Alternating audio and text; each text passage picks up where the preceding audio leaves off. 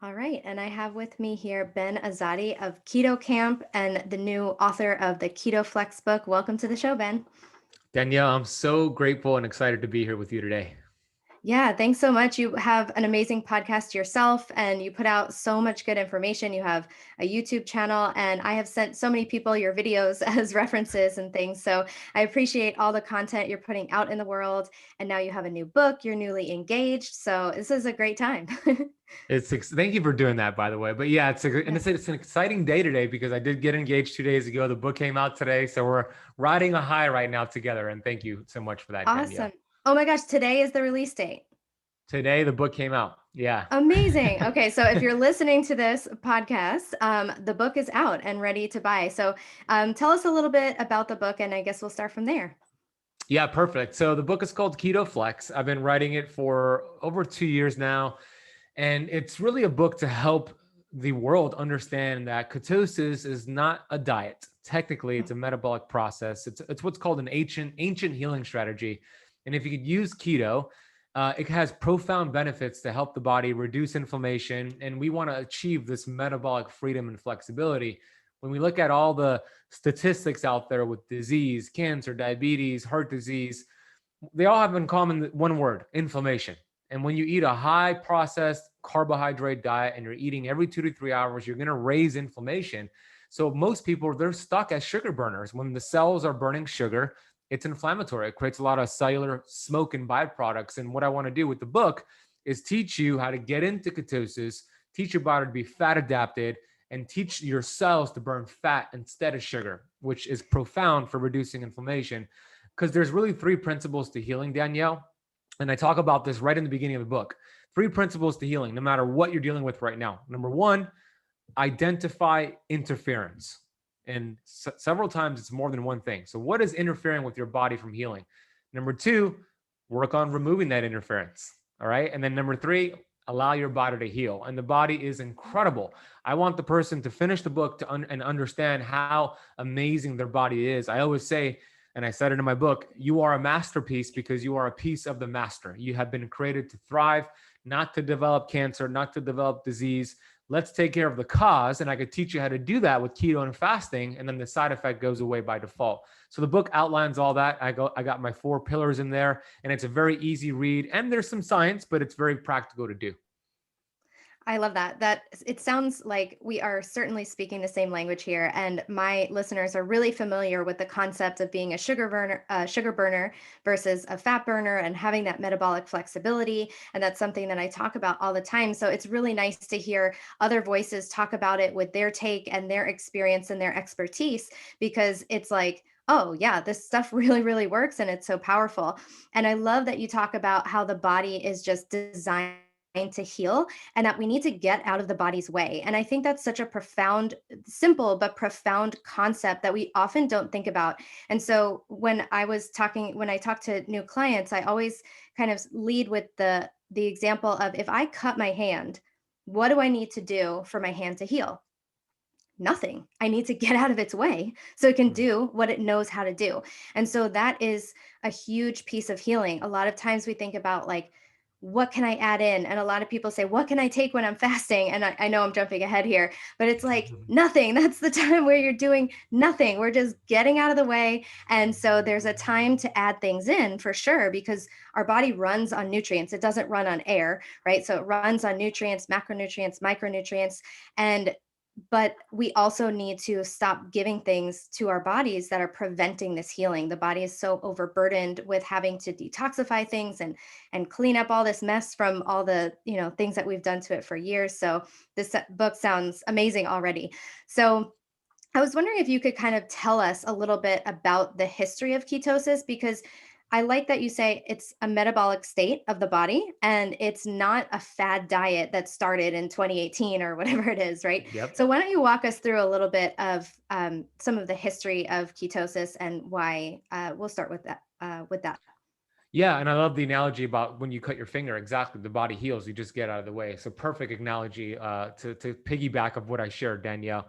Yeah, so ketosis has been around since humans have existed. Every single one of our ancestors did keto.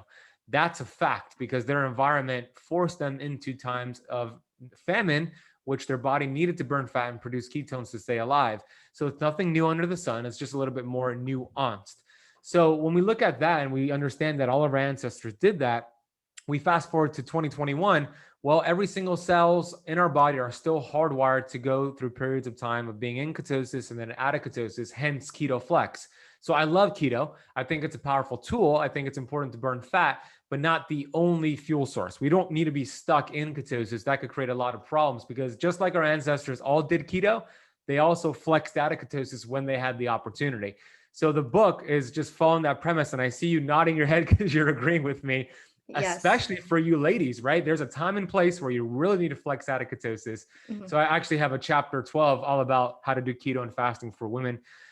So when we look about the history of keto, and I talk about this in the book, in the ancient Romans, right? Ancient Romans a long time ago, I think it was the 1700s, they would actually, the Romans didn't know what a seizure was. They thought individuals who were having a seizure and having these epileptic seizures, they thought they were possessed by the devil and there were demons inside of these people. So what they would do, they would take these individuals and then they would lock them in a room, no food, no water, come back in a few hours, and all of a sudden they would no longer be having the seizure. And they thought that was the cure to these people with the demons inside of them. But what did they do, Danielle? They forced them into ketosis, forced them to fast, which we now know Yes. through research, ketones could actually help with epileptic seizures. So they accidentally discovered ketosis. Isn't that cool? That's amazing. I never heard that story before and I love it. Yeah, so that's a perfect example of why it's not new. And another story is Pythagoras, who was a Greek mathematician. Everybody probably has heard of the We know his Pythagorean theorem. triangles. Yeah. Yeah, exactly. You studied it at FIU, I'm sure. Yeah. So Pythagoras had a method for teaching his students, and he would systematically require all of his students to fast for 40 days before they could enter his course and learn from him, because he knew they would be in ketosis and be in a peak mental state, right? So we know ketones fuel the brain. When babies are born and babies that are given breast milk, they're actually in and out of ketosis because breast milk has saturated fat and cholesterol, which helps the development of that baby's brain. So Love burning it. fat is our birthright. We need to tap into it because we forgot this amazing ancient healing strategy. That's amazing, and there's so many good nuggets in there, and I love all those stories. Those, like I said, are new to me. So one of the things where I was like nodding furiously to what you were saying is that this is a message. I feel like maybe I'm a year or two behind you because I'm newer into this world, but this is sort of what I have been teaching my audience and teaching a lot of my like group coaching clients and personal clients.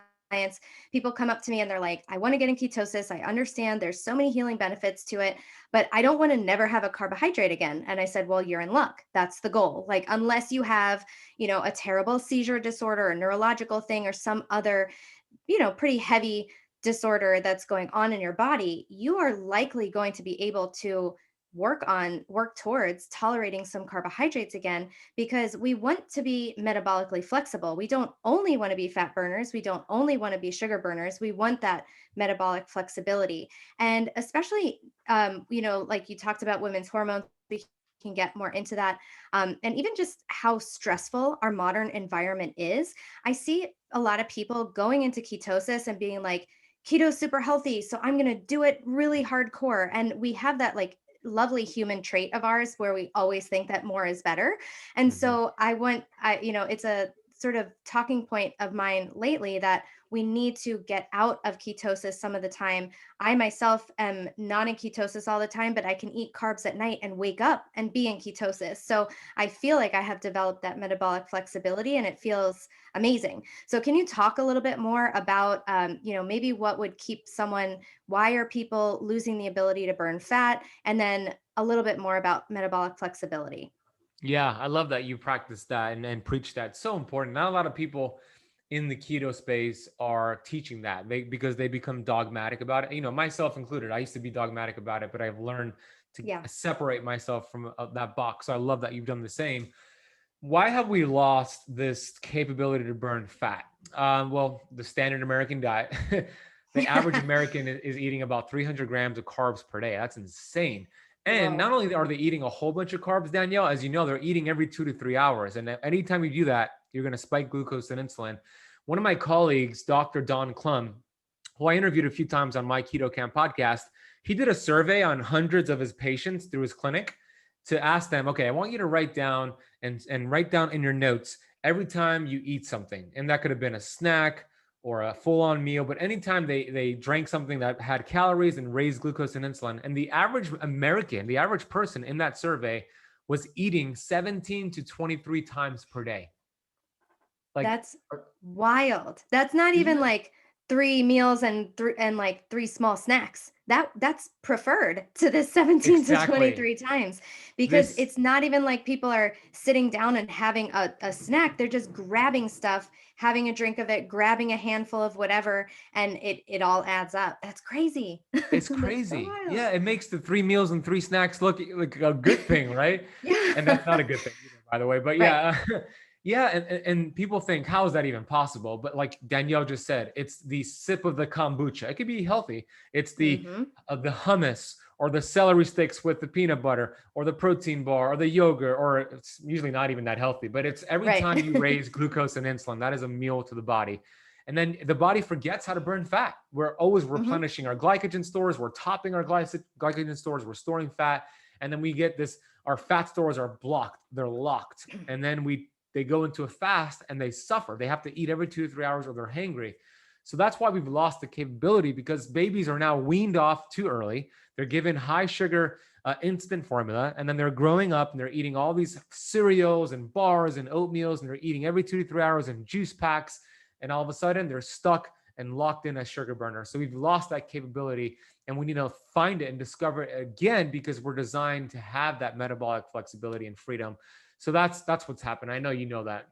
Yeah, I love that. That's really, really well said and well explained. And it's kind of frightening when, I'm not a mother, I'm not a parent, and so only to cats. But seeing how people are not educated with regards to how to feed their children, because where would this information come from? It comes like usually the information we get about diet and how to eat right, it's coming from, you know, the government with the food Yep. pyramid and all that stuff. It's coming from doctors and dietitians whose programs are sponsored by big food. So they love the idea that all foods can fit, and they teach moderation, and they say don't diet, and they say all foods, aren't a problem, and don't restrict yourself because it can lead to more binging. And so this, we're not going to get good information on how to feed kids from these sources, right?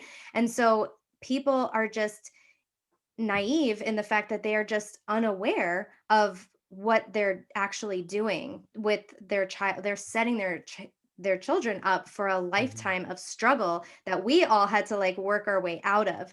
Do you have any tips for feeding kids, or is that something that you kind of have dabbled with?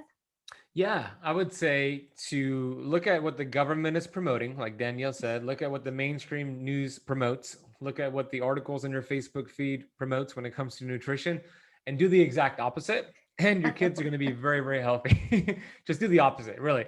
I love it. They're they're designed. Children, look, I'm not giving you advice like this is should not replace medical advice. I know that your audience knows Of that, but if course. you have kids, of course, they're not going to want to, you're not going to want to fast your kids. They're in a growth phase, but they could still go in and out of ketosis. We want them to be active. We want them to not have to snack. They could have their 3 meals. If I had kids, that's how I would teach my kids. I would teach them, hey, let's have healthy fats, healthy protein, maybe some healthy carbs with your meals, but let's focus on protein and fat. And we don't need to snack. Let's stay active. And if you are more active, then maybe we have some more flexibility for like some fruits or some yams or sweet potatoes. So that's what I would teach Hmm. my kids. Yeah. Perfect. Yeah. And those are like the same kind of carbs that I would recommend. I came from the paleo world, so I still am in that real food framework. But the paleo world, going back to what you said about like the sip of kombucha, I was like, oh, that was me. I feel called out with the sip of kombucha thing. And I have posts also on my Instagram page, like if you're drinking kombucha for the probiotics, it's like eating like fruit snacks for the vitamins. And so it's like, no, this is That's not good. the right source. Have some sauerkraut, have some, Uh-huh. megaspore biotic if you Right. really need probiotics. Don't have these things with the all this sugar packaged with it. So there are foods that you talk about in your book that can actually enhance fat loss. And so I think that I know you've been posting about these, and what are some great foods that people can start adding in? Because we know some of the bad ones, so we can maybe talk about some good ones and some bad ones to avoid when we are doing keto. Yeah, I'll start with the bad ones because Sure. a lot of people do dirty keto, and Hmm. these foods are all technically keto friendly because they might get you in ketosis. They meet the macro requirements, but they're not health friendly. So it's going to be the vegetable oils, the industrial seed oils, the canola, the soybean, the cottonseed, the sunflower seed oils, the peanut oils. These oils are rancid, they're very unstable, and the cells can't use them. The body cannot use these fats for energy, and they end up gunking up the cell membranes and the cell receptor sites. And it actually could lead to inflammation around the cells for 6 to 12 months, right? Which is Whoa. insane, right? It's worse than sugar, Danielle, because at least you Yeah. could burn sugar with exercise, but you can't burn these bad fats. No, I and they interviewed become your body, like you said, they become your exactly. cell membranes. So now they are a part of your body. And we learned in school, if you have an unhealthy cell, it builds unhealthy tissues, it builds Mhm. unhealthy organs. So down to the cellular level, it's damaging you. So it's hard to be Exactly. healthy with like junky cells. Yeah. So that's a perfect one. I always tell people about these oils. That's number one, first and foremost, get them out. Love it. Yeah, exactly. Yeah. If you want to get well, you got to fix the cell. My mentor, Dr. Pampa, says that all the time. And it's actually one of the number one causes for cellulite. A lot of men and women who have cellulite, it's because of these bad rancid fats. So you got to eat clean, stable fats. So we could talk about that. Those are going to be the grass-fed beef, the wild-caught fish, the butter, the coconut oil, the avocado oil, the grass-fed ghee, the duck fat. These are more stable fats that actually support the cell membrane. They're saturated fats. And guess what? Your cells and the membrane around it are made up of saturated fat and cholesterol. So your Yep. body actually loves this. It actually reduces inflammation. It helps you feel full and satisfied. I also like more protein on keto, which is a little bit different than what I would have said maybe 2 years ago. Hmm. You too, Danielle? Same. Yeah. Why do you like Absolutely. it? Because I find that, well, protein is the most satiating macronutrient, and I find that the fat requirement that is usually recommended on keto is a really good starting place to get you into ketosis. But people end up feeling a little bit hungry, and then it's almost too much fat that they're not burning their own body fat. And so I always say, for the most part, like once you're in ketosis, then start to dial up the protein a little bit, and you should watch your appetite and things start to regulate a little bit more. And plus, protein is just so essential for building muscle and for all our hormones, for neurotransmitters. Like proteins, amino acids make every single thing in our body, not just muscles and skin. And so I just think that having protein a little bit higher, I myself do much better with a little bit of higher protein instead of being like, oh, I need to, take a little slice off this ribeye. Like, no, give me the ribeye. I will take it. Yeah. What Well about you? said. Yeah, well said. We're speaking the same language here. Exactly. In the beginning, of course, you want an abundance of healthy fats as your body's getting familiar with burning fat. But then once you're in ketosis and you're fat adapted, then you could scale down the fat and let your body tap into its own fat stores. Like to your point, Danielle, you could get your fat calories from the plate of food in front of you, or you could get your fat calories from your butt, your hips, and your thighs. And by taking the fat down, you get it from your body, which is what you want, most people. And then by increasing the protein, it helps you feel full. So you don't have to snack or fall off track. It activates cholecystokinin, peptide YY, leptin. These are all going to help you feel full and satisfied. So in the beginning, yes, I like to focus on high fat.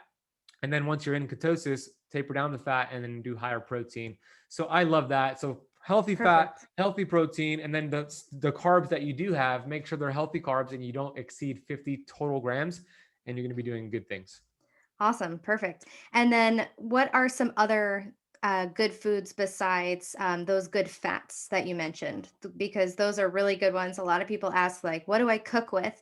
And you want to cook with those fats that are mostly solid at room temperature. That's a really good rule of thumb. Those other fats we've talked about are super inflammatory and can actually even cause insulin resistance. They just mess everything up with the cells. And yeah, if you take away one thing for sure, it's always get out those fats, which unfortunately a lot of people aren't cooking with them, but they're in all those processed foods. They're in so many foods, and every restaurant cooks with them. So I know I sound like a broken record when I say it, but just in case everyone hasn't heard every episode of the show, it's that important to bring up again, right? Yeah, you got to bring it up. Me too. I say it all the time because they're everywhere. Even in Whole Foods, which is people think it's a healthy supermarket, it's loaded with these vegetable oils and the hot food bars and the restaurants cook with it. So we got to be really diligent with it. Don't fall for the label, look at the ingredients and read the actual ingredients. So what are some other foods? I like bitters. Bitters are so good, especially in the beginning, because they help your liver. And your liver, I call the liver the soccer mom organ because she does everything for us. I love it. One of the jobs the liver has is that it produces bile. Bile is this green substance that helps break down the fat. It's like a detergent for fat. And when you start increasing your healthy fat, you need to break that down. A lot of people have sluggish bile because that liver has been beat up by medications and alcohol and drugs and toxins and high processed carbs. And it produces a sluggish bile flow. And we can't really break down the fat, assimilate the fat, and we don't feel so good. So by having more bitters like arugula, dandelion greens, ginger tea, apple cider vinegar, rosemary, thyme, lemon, and limes, there's a whole list of them that I have in my book. By having these bitters, bitter for the liver, it actually helps the liver stimulate healthy bile. So I recommend having bitters with your keto meals, especially in the beginning, and really support that liver. And it could be a good idea to take an ox bile supplement, especially if you're somebody who doesn't have a gallbladder as well. Yeah, absolutely. So I'm a nutritional therapist by trade, and we really focus on digestion. And that's something that is almost before blood sugar. We need to address digestion, especially for people who are wanting to do keto, who are coming from a standard American diet or even a vegan and vegetarian diet where there's not as much fat, not as much protein. And so now all these digestive functions are reduced.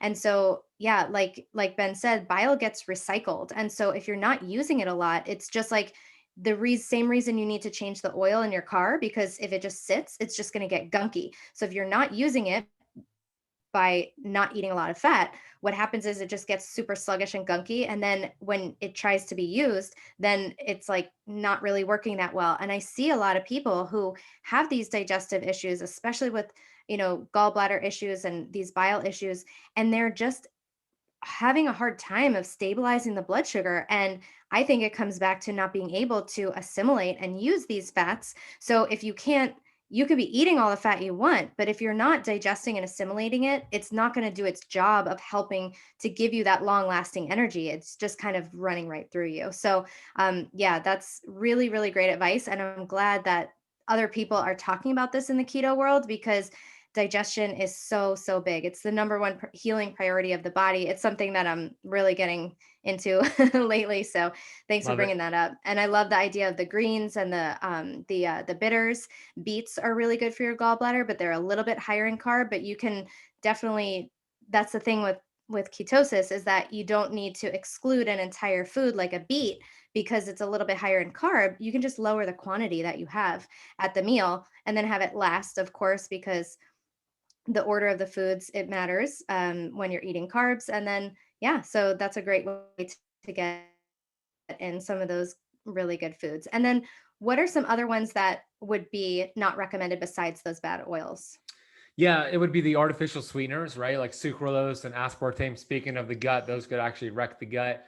Yeah. And even a lot of the sugar alcohols, might be an issue as well, especially if somebody has SIBO, or so inulin and erythritol and xylitol. These sugar alcohols, if you have SIBO, will flare you up and make you bloat. So that could be a good thing to know, not a good thing to experience. But some of the safer ones are going to be monk fruit and stevia. Even with those, make sure it's a pure source and you don't overdo it. So artificial sweeteners are important to really remove and get more of the healthier sweeteners. Trans fats, of course. And then another thing is a lot of people who are eating like red meat, they will overcook their meat and they would like char grill them or barbecue them or eat them well done, and it'll create these advanced glycation end products. We don't want to really eat burned meat. So it's important to the way you cook your food is also important. You don't want to eat your meat well done or burn it. When it starts to create that blackness on it, that's actually, it's like, think of it as like rusting, right? It creates these oxidation in your body, advanced glycation end products, which is appropriately named ages because it does age you faster. So those are a few things you want to look out for. Yeah, those are good. That's something that I haven't talked about too. And we definitely also don't want to overcook steaks because then they're not really worth eating. Exactly. So that's a great one. And yeah. Ben, can you tell us, a lot of people have a little confusion or a lot of confusion about cholesterol. with keto. So some people see their cholesterol numbers go up a little bit. And can you give us a little bit of clarity when it comes to like which numbers are important and maybe some other tests that might be more indicative of your progress and your state of health when you're Yeah, doing this keto? is a very, very important, a popular question that I get a lot about cholesterol. First of all, it's important to understand this: total cholesterol on your lab report doesn't mean a damn thing. Okay, more people die from heart disease with normal to low cholesterol than with high cholesterol, and that's according to Harvard. All right, so don't pay attention to that one number. It's a very comprehensive, complex thing that we want to look for. So get your total cholesterol, that's fine, but get your HDL, which is high density lipoprotein. Ideally, you want to see that over 70 if you can, which is a protective type of cholesterol. And then there's your triglycerides, which you want to see ideally below 100, maybe better below 70. But you want to also take your total triglycerides and then divide it by your HDL. And then you want to get a number that's less than 2, which is a great thing. If it's higher than that, the higher the number, the more at risk you are. So that's a good marker right there. And then LDL is a little tricky because LDL, which stands for low density lipoprotein, which is called the bad cholesterol, but that's not really an accurate name. It's split up into two different particles. You have the large and fluffy LDL, which is actually good for you. It goes through your arteries and could clear out some plaque. And then you have the small and sticky, which actually could get lodged into your arteries. So the only way to know which type you have is to get a test called NMR, which is nuclear magnetic resonance. So an NMR profile gives you the particle sizes and numbers. But even with all that, you still want to look at your inflammatory markers as well, because somebody who has high total cholesterol, high LDL, but has low inflammation, they're not really at risk. So it's important to look at your inflammatory markers because inflammation is what drives that into the arteries. So I love C-reactive protein as a marker to look for inflammation. I like homocysteine, A1C, fasting insulin, fibrinogen, the ferritin. These are important inflammatory markers, and then it gives you a full picture to look at. It's unfortunate though, and I know you see this as well, Danielle, when a doctor sees a total cholesterol over 220 or something like that, they immediately want to put the person on a statin, which should be criminal because they're not looking at this full picture of Yes. what's going on with the person. Yeah, absolutely. Thank you so much for explaining that. I think that's really helpful, and we'll make sure I'll make sure to write some of that information in the show notes because that's something where it's going to be like everyone's going to be rewinding and taking Right. notes. So Yeah. we'll write that in the show notes. All those tests and the particle sizes, those are really, really great to know. So we mentioned before how women need to practice keto and intermittent fasting a little bit differently. So I'd love for you to kind of expand upon that topic because most listeners of the show are women, and we want to make sure that we're not doing doing damage when we're trying to heal ourselves. So in the book, I have a chapter, chapter 12, all about how to do it for women, whether you're a cycling woman or a postmenopausal woman. The 4 pillars I have in my book takes you about the first 3 pillars takes you about 3 days to accomplish. That's not 3 days, excuse me, 60 days to accomplish in the first 3 pillars. I Hmm. think everybody should do those first 60 days, women and men. So get a little bit disciplined, build up the metabolic machinery, and then you start to flex. So for women, let's start with the cycling women. If you have your monthly period, it's important to track it so you know when it's going to come. And the 5 to 7 days before your monthly cycle, that's the 5 to 7 days we want to actually not do keto. We want to get out of ketosis and we want to do less fasting. And the reason is because progesterone and estrogen are in decline, they're very low. And in order to make those hormonal conversions, we need healthy insulin spikes. So eating healthier carbs that week, some fruits, some yams, some sweet potatoes, some citrus fruits, especially, and having about 100 grams per day of healthy carbs 5 to 7 days before the period can make all the difference. Once the monthly cycle hits your bleed week, then you could go right back to a more strict keto and even more of a long fast, a block fast. So that's a way to do it for your cycling ladies out there. Now, if you're postmenopausal, the interesting thing that happens when you go into perimenopause and then menopause and then postmenopause is that the ovaries begin to shut down. And the ovaries are actually the highest concentration of mitochondria in the body for both men and women. Wow. One cell of the ovary has 100,000 mitochondria in it, which Wow. isn't that crazy? And it Yeah. makes sense because, I mean, I believe in God and God created us and he wants the parts of our body to have more of these energy factories. What reproduction, the ovaries, makes sense. The eyes are up there as well. We want to be alert. The brain, we want to be focused and being able to catch our predator. The heart, very metabolically active. It's these really important organs that have the most mitochondria. Other cells have hundreds to thousands of mitochondria, not 50,000, 100,000. So that's really interesting. But the reason I brought that up is because when you are going and become postmenopausal, the ovaries have shut down. They're like, I'm out of here. I'm retiring. I'm done. And Yeah. now all of a sudden, your fat cells pick up the slack and your adrenals pick up the slack. So the fat cells pick up the slack when it comes to the hormone leptin and the leptin signaling with the brain. And then the adrenals pick up the slack for cortisol and other hormones, progesterone. So we want to support the adrenal glands and do less stressful things and do more meditation and walking, and that's important, but also build up muscle is important. So increasing your protein at this time is very important, going back to that. And then I like flexing out of ketosis 1 or 2 times per week as a general protocol to help with the progesterone and the estrogen. I know I just shared a lot of information. In the book of Keto Flex, I actually give you a week by week breakdown on how to do that, but I'm just kind of giving you some general rules here. No, that's great. Those are all things that I teach my private clients as well, and making Love sure it. that they're not over fasting the week before their cycles.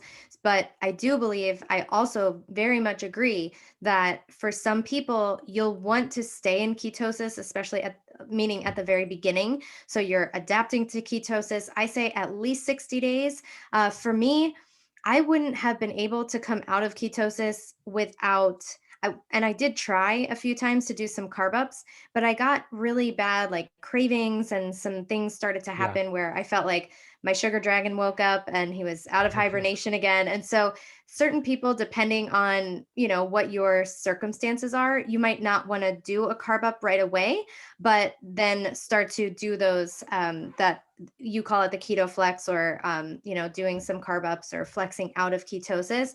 You want to do it when you feel ready and you feel like you can kind of stay in control. So maybe you start the first month that you're trying it, you start it with just like the day before your cycle. And then maybe the next month you try like 2 or 3 days and see how it goes, because doing all those days of having carbohydrates in a row can be a slippery slope for some people. So we also can use some of those strategies to make sure that we're not really spiking our blood sugar so high so we don't get those cravings. We're still not just going to like go ham and eat pizza and ice cream. We're going to eat those smart carbohydrates that you were talking about that are filled with other nutrients and fiber to help slow their absorption. And so all of those things are like such great recommendations for women, because they really align. So the week before your cycle, I have so many people being telling me like, it's so hard, there's so many cravings this week, it's so hard to be in ketosis. I'm like, guess what, you don't have to be. So Yep. it's a really relieving thing for a lot of women to hear. Yeah, it's the So innate good. intelligence. The body's letting you know it wants actually healthy carbs. And yeah, to your point, it doesn't have to be 5 to 7 days. It could be a couple days or one day. You could also do it with more protein. The goal, Mhm. maybe you could do it more of a caloric surplus of like healthier protein. So there's different ways to do it. Yeah, I love that. And yeah, because having quite a bit of protein can have that gluconeogenesis effect. And so it can convert those things to glucose. So that's actually a really good idea too for people who are maybe newer into ketosis and don't want to go down that carb route. You can do higher protein days. And like you said, that's a great idea. I haven't thought of that one. So I got to add that Yeah. one in. Awesome. So what are some common pitfalls that you usually see when people are doing ketosis? What are some, like, I mean, there's so many common mistakes because it is kind of complex, and there's a lot of voices out there. So there's a lot of good information, a lot of misinformation. What are some top things that you tend to see? Yeah, exactly what you just said. There's a lot of people teaching keto and teaching fasting. So I recommend find your tribe, find maybe like 3 or 4 people that you connect with, their personality, they have a proven track record, and go deep with them. When you start to explore a whole bunch of different people out there, it's going to just leave you confused and Yeah. paralyzed. And you're like, this person says that, and this person says that, and they're both respected. So find somebody who you resonate with, their personality, and go all in with them. Number one. If you're new to keto, for sure, the tips about eating healthy fat, not dirty fats, that's going to be important.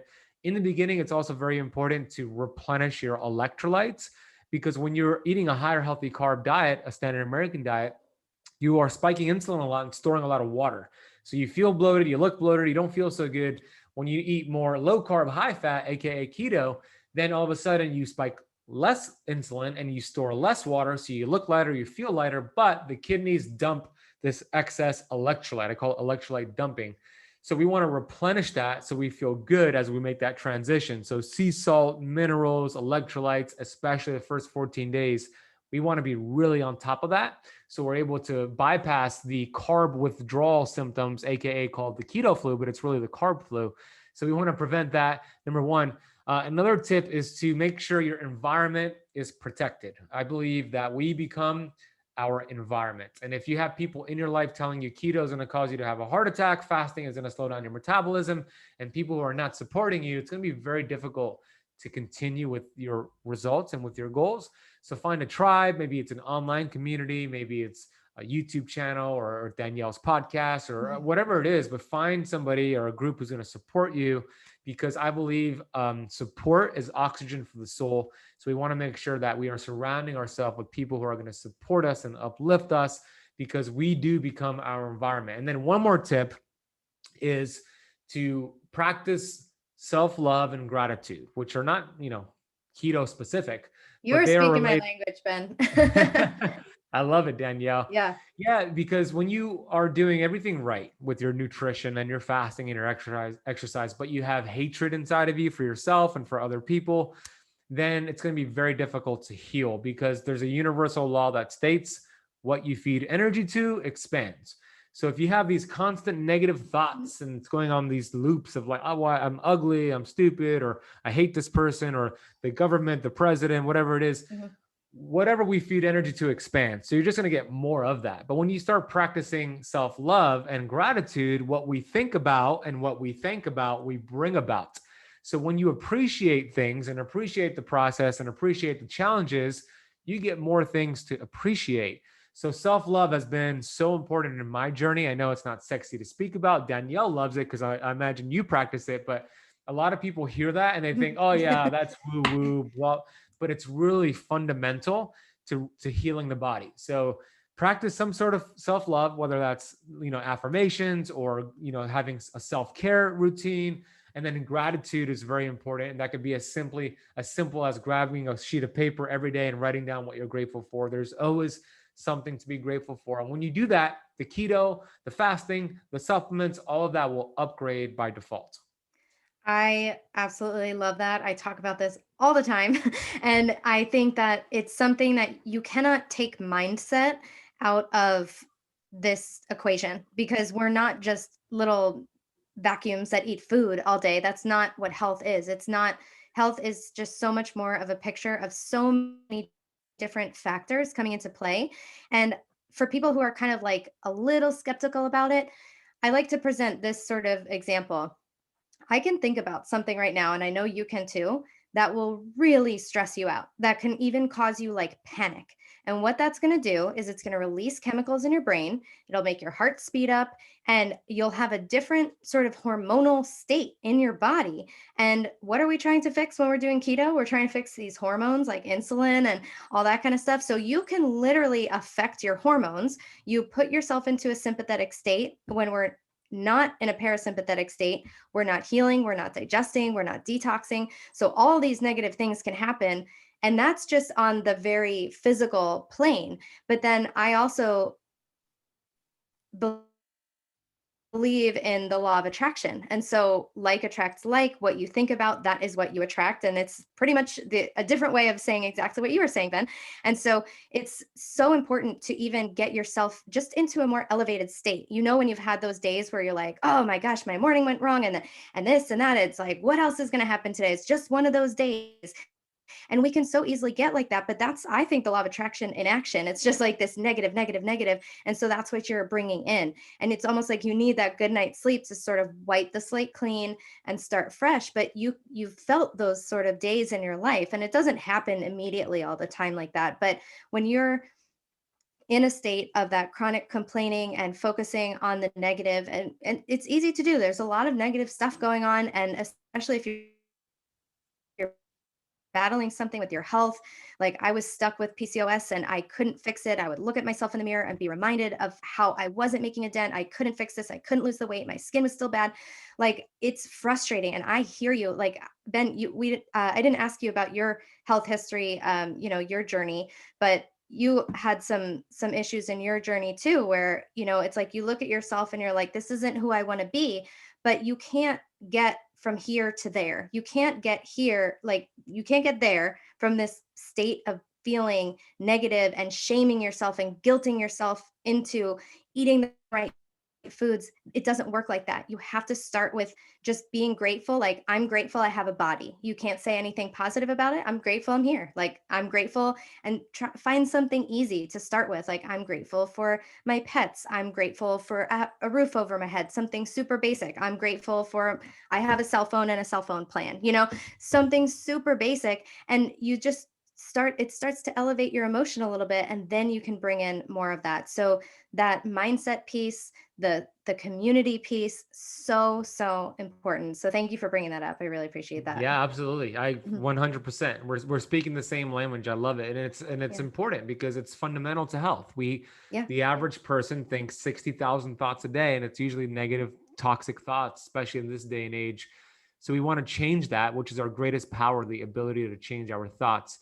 And when you change your thoughts, you change your life. Dr. Wayne Dyer said, when you change the way you look at things, the things you look at change. And I was just listening to him today. I was driving from the chiropractor today. I'm Hmm. listening to Dr. Wayne Dyer, and he's talking about what happens when you squeeze an orange. What comes out? Orange juice, right? Because that's what's inside the orange juice. So what happens when life applies pressure to us? What comes out is what's inside of us. So if we have hate inside of us and anger inside of us, when we experience pressure, that's what comes out. But when we have love and gratitude and forgiveness, and we have pressure, then love, compassion, and gratitude comes out. So it I starts love with that what's on one. the inside. Isn't that amazing? And Oh, I I love Dr. love Wayne that. Dyer. Yeah. So good. So good. I love adding nuggets like this into the show because it is that important. It is like everything you think. It's just as important as what you're putting, on your fork. And then I think that leaves us with you mentioned a little bit about building muscle. So maybe we can talk about like exercise and sleep, which I think are the other categories that we haven't touched on.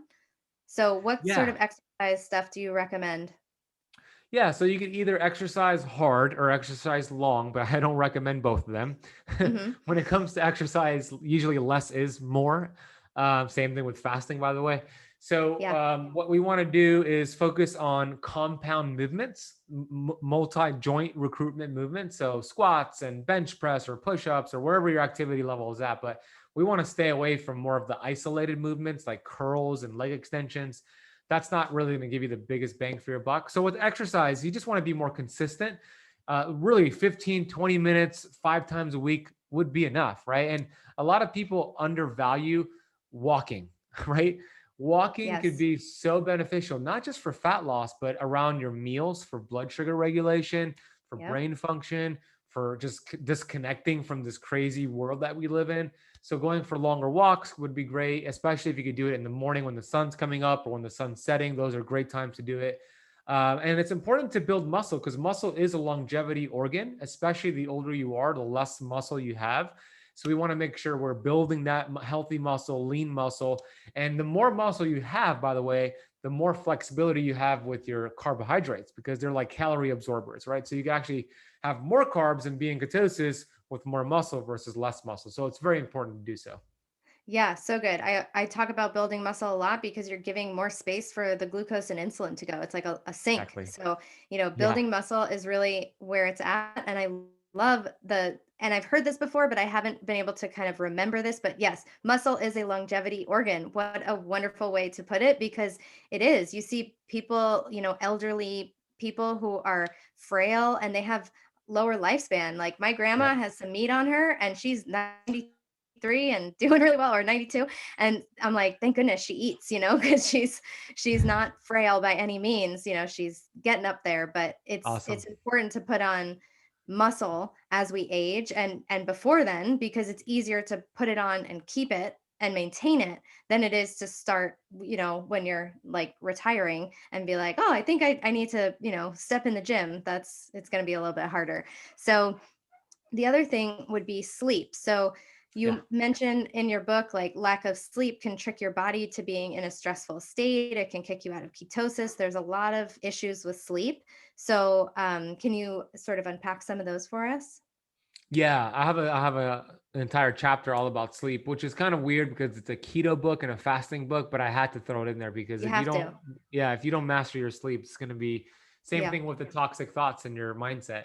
So, yeah, I mean, the research is clear. If you're not getting adequate amount of sleep, you're going to age faster, you're going to be more stressed out, your willpower reserves are going to be depleted. If you just go on Scientific American and just look up studies or PubMed, you're going to see they all are the same outcome, just one poor night of sleep, so less than 7 hours of sleep each night of quality sleep, the next morning you'll have higher levels of cortisol, the stress hormone. Glucose follows cortisol, and when glucose goes up, insulin follows and ketones drop. So it'll be harder to maintain ketosis or get into ketosis, but also ghrelin, the hunger hormone, goes up, and then leptin, the satiety hormone, goes down.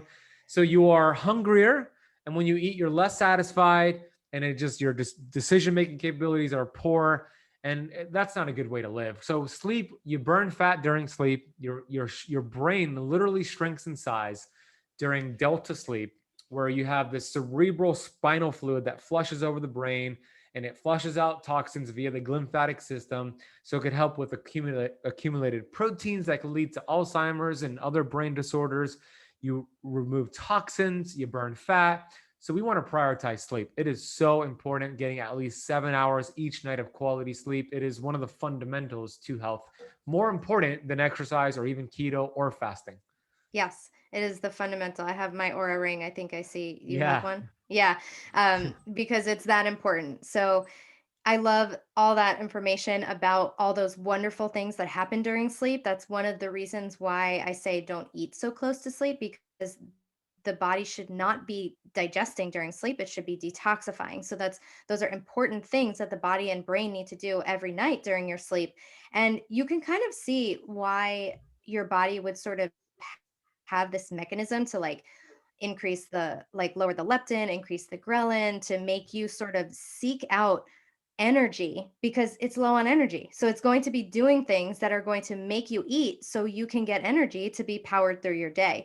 And so it just it makes sense from a biological perspective. As you were saying it, I'm like, oh yeah, that would, because if yep, not, you'd just be asleep on the couch. So it's trying to make you eat more and be go towards, of course, those higher carbohydrate things too, because that's fast energy. So we see that with exactly. people who have blood sugar drops, they're in that craving zone. And what do they want? They just want carbs. They don't want to sit down and have like a, grass-fed meat. They want to be like, I need energy now. And so that's sort of where they're headed. So lots of great, great info. So Ben, we are close to an hour here. Is there anything else, any other nugget from the book that you're excited for people to learn about? Or maybe you can tell us where we can purchase the book and find more info about you. Yeah, so the book just wants to teach you, I want to teach you in the book that your body's amazing, right? The three premises are identify interference, remove interference, allow the body to heal. So I want to teach you how to do so.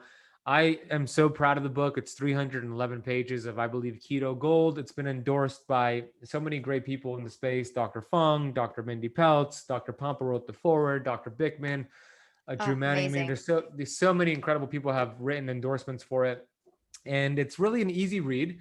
You're going to understand more of my story and my purpose and why I am in this space and so passionate about it. And then you get to read about my 4 pillars, and then you'll understand really how to apply keto and fasting for a lifestyle, not just a fad diet.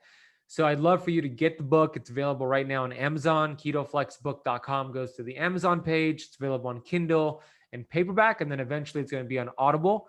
So that would be great. And the overall thing I want to leave the audience here with, and I know that they understand this because your work is really good. It's that you are responsible for your health. Okay. Not the government, not even your doctor. You're the only one responsible. And that word responsibility is very, very important because that is your ability to respond, your ability to respond to challenges, to bad comments, to symptoms, to disease. That is your responsibility. And if you've gotten to the point where you have a symptom, it's your responsibility to take care of that symptom, not by chasing the symptom, because the symptom could be far removed from the actual cause, but it's your responsibility to find the cause and work with somebody potentially to help you find that cause. And guess what? When you remove the cause, the symptom goes away by default. Being overweight, being obese, that's not even the problem. That is a symptom. There is no such thing as a weight problem. It is a weight symptom. Cancer is a symptom. Cancer is actually the answer. It's teaching you, it's showing you your body, something is going wrong with your body. It's your body's way of alerting you. Diabetes is a symptom, right? We don't treat that. They're all lifestyle diseases that need to be treated with lifestyle changes, and that's your responsibility. So that's what I want to leave your audience to be. Take ownership. I didn't take ownership for the first 24 years of my life, and I was miserable and I was the victim. But now I want to be the victor of my destiny, not the victim of my history, and you can do the same thing. So that's what I want to leave your audience with. I love that, Ben. Thank you so much. It's so empowering, and it is really, we have the work cut out for us, but there are resources out there. There's so many people, and I myself practice root cause nutrition. I talk about it all the time. We go back to those pillars of health. We need to digest. We need to eat a nutrient dense diet. We need to be hydrated. We need the right mineral balance and fatty acid balance, and we need to manage that blood sugar, and then all those lifestyle pieces that we talked about. And your book is called Keto Flex, but it's like keto is just one part of that. And I love that your book is really comprehensive, and it's talking about so many important things that go beyond what's on the end of, on our plate. But that's where it starts, right? You start, it's like, okay, maybe I can change my diet a little, see some results. Oh, I'm feeling better. Now, oh, you know what? I'm going to not binge this Netflix show. I'm going to go to sleep early because Ben, taught me in my book. And so all of a sudden it is this lifestyle. It's not a diet. And I think that your message is amazing. And maybe I'm just saying that because I feel like our messages align so much, but it's really nice to see someone out there putting this information out into the world. So thank you for all the work you do, Ben. And you told us where we can find the book. I will link to that in the show notes. And yeah, I love all these messages. This is so great. Thanks for coming on. This has been so much fun, Danielle. Thank you for having me. I had a blast. You're a great host, got great Oh, energy, and thank we you. do speak the same language. So thank you. Yeah, thanks so much. All right, take care. You too.